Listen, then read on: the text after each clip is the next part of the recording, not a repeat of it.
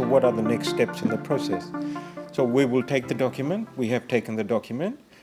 Sanjay will have a go at it and put it together and compare it with other documents like that other people, institutions, and international organizations have developed, so that we are sure that our policy document looks much like what other people, reputable organizations, have done, not that we're doing anything out of the ordinary. So, and then he's going to send that back to me, and I will have a look at it, make sure, and consult with the DVC, make sure that everybody's on board, and then you will have a look at that, and you make sure that it looks like what it looks like today, and not entirely different. And then once we are all happy with it, then we will proceed to prosecute it through the rest of the university systems. And most of you will know how that works. So that's how things are going to happen. In terms of timeline, we would like to push this as quickly as possible, within the month. I think in June, this should happen. And this will happen. The buck stops with us, and it will happen. I'm on the job.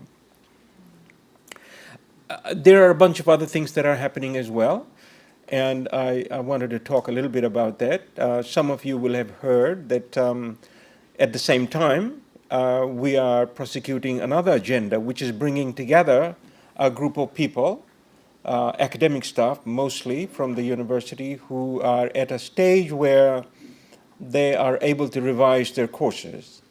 And these courses we will hope to revise using entirely open educational resources.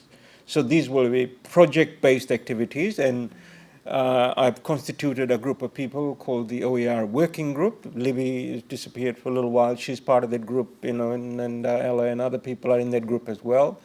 And we are convening. We've met a couple of times. So I'm convening this group of people. A couple of academic staff are still left here. So, you'd be welcome to join. Anne was here. Anne has already started doing something along those lines. She's already developed a course using OER. So she's way ahead. And I've been having conversations with the Director of Research, Jito, and the Deputy Vice Chancellor to see that this work is going to be remunerated in the same way course conversions are being remunerated. And DVC called very au fait with that. He's accepted the fact that there will be that kind of money available. So this university has got a system, and we'll follow that system. So what I'm looking for is a group of people initially to come together and start developing a whole course using open educational resources. So these can then be showcased. So like Sanjay was saying, you are the change makers, and that group will be another group of change makers. And as a result of both those sorts of activities, we are going to build capacity and community, which is what we were talking about earlier on. Sanjay has very kindly offered the services of the Commonwealth of Learning and himself to come and help us with that second project. So as soon as we get this group of people together, Sanjay is going to come back to USP, hopefully very soon, and help us through that process. And that might require several visits. So I'm looking forward to engaging with the Commonwealth of Learning and having Sanjay here help us through that work. So there's lots of exciting work going on. So pass the word around to your academic colleagues and see if you can get people to work with us on that project. So that's another exciting development that is going to happen. The SMT, the senior management team, has already approved that project, although they use the term open textbook, but I'm broadly interpreting that to include open educational resources. They don't have to be open textbook based, but certainly open educational resource based. So so that's in the near future what's happening in this space. We are also developing a bunch of other things which are working at the same time. The work that we are doing, and specifically, for example, developing a policy document on flexible learning, which I've spoken about at the campus directors meeting a couple of weeks ago. So that document is also being developed. So there's a few things that are happening around the place that will come together in promoting this agenda that we are on. So as Sanjay was saying, I really like to thank you guys for giving your time. 2 days is a lot of time from anyone's schedule, and I appreciate that. And I hope that we've grown and learned together. Certainly I have, even though I've been immersed in this business myself, but boy, I'm learning every day, and I'm grateful for that. I think these 2 days were well spent, and I'm thankful for you and your support in making that happen. I must take the time to thank the people who have helped us put this together. They are not in the room, but Deepak, has helped me put this group together and the logistics of it. Sarome, has been extremely helpful in working with Deepak and other people. Kitty, of course, Javed, your team, your boys and girls, if there were girls as well, in helping us put all of this together. So, yes, Roni and everybody else, so I don't want to name names, but everybody that has helped us put this together. This is an example of leadership from CFL, even though we can brag about it. We're entitled to brag about it because we are actually working for the university. So I think these kinds of activities which will be showcased, across the university is an example of leadership in the field. You can see how flexible learning, open, flexible learning is becoming mainstream activity at this university. It's becoming important at this university. And I think we are the leaders of that activity. And we need to show leadership. And we are doing it by these kinds of activities. So I'm thankful for your support, the synergy that we've been able to bring together, even though the group has been small. But hey, we got to start somewhere. And you guys will go away and talk about it. You've learned, we've grown. And that's the beauty of it, isn't it? We've learned and we've grown. And that's the benefit also working in organizations like this, where you are learning all the time and growing as individuals and professionals. So I think that's a huge plus over and above the work that we have to do and are doing.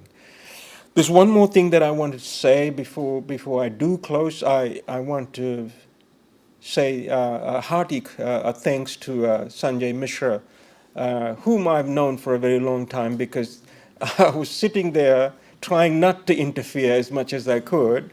But I've seen that Sanjay, you would agree with me, has made a significant intellectual contribution to the conversation that we have had since yesterday. He was not someone who just came here to facilitate this workshop while he was passing through. I think he's made a significant intellectual contribution as I saw it, and I hope you saw that too. Without him, we wouldn't be where we are today. So I appreciate that, and I hope that he will come back here and help us with the rest of the work that we are doing and continue the conversation. I think he was impressed by your potential and capability, so I'm sure he'll be wanting to come back. And so join me in congratulating Sanjay and thanking him for his work he's done. Thank you very much for having us. And thank you for working through it for us. Oh my goodness. Yeah. Thank you very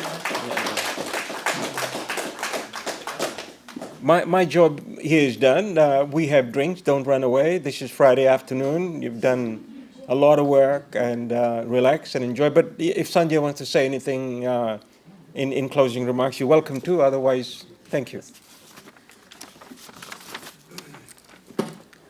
Thank you very much, and I think that's a surprise.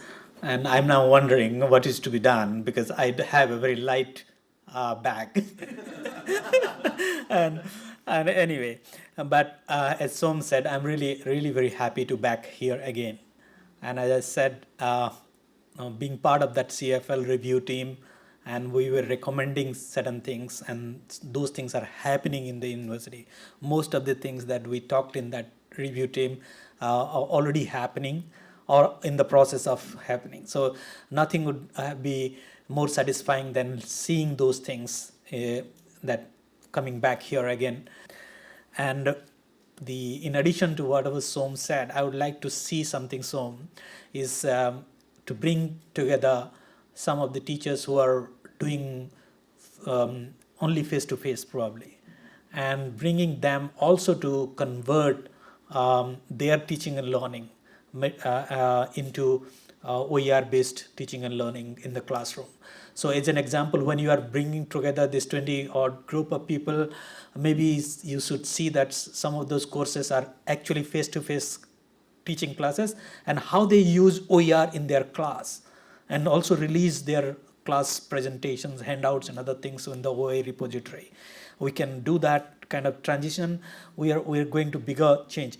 This is a place where we can actually do a lot of innovative work in teaching and learning, because you have different modes. I think this is a better place to do comparative research and studies and applications, showcasing things, what works where and what not.